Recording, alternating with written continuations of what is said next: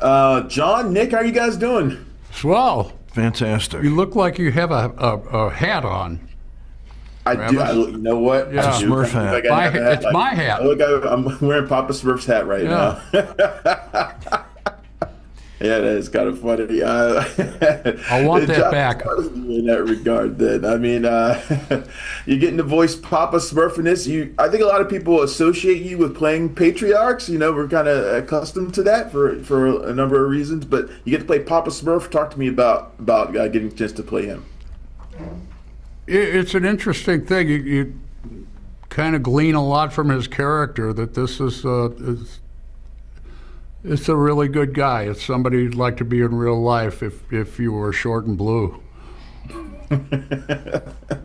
If you woke up tomorrow, and you were a Smurf, would you end up being Papa Smurf, or would you be a different Smurf? I need that nice beard he's got, like Popeye's dad.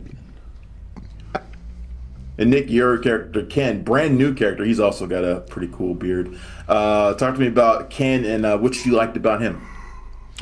Well, I was tickled pink. I had Smurfs in the house when I was a kid in the 80s. I had little siblings that were really into the Smurfs.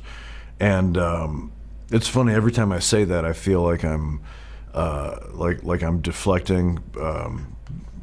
Like I secretly am really obsessed with the Smurfs, but I'm like, no, it was my little sister. And I just happened to catch some of it when secretly I'm a huge Smurf head.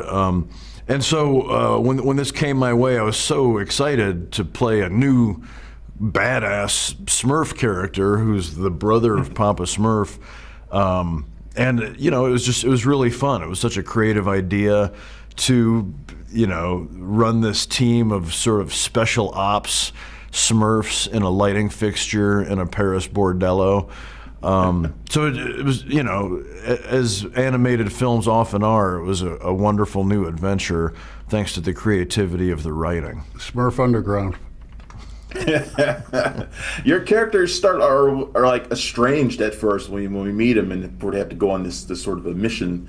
How did you two get along? Do you guys get to voice together, or do you do it separately? I'll do that for you, John. We had to do it separately.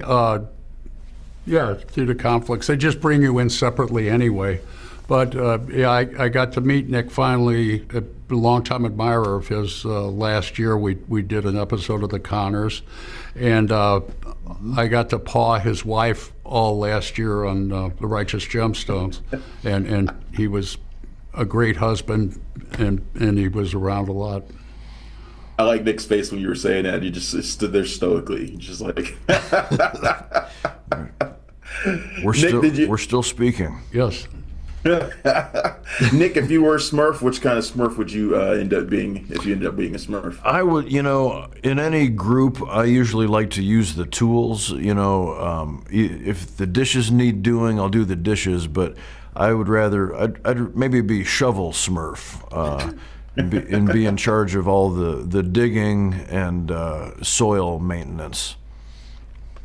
Thanks a lot, you guys. I'm glad I got to spend a few minutes talking with you about Smurfs. Thanks, I hope we get to Travis. talk to you again and again in the future. Thank you, guys. Thank you. Thanks for checking out the show.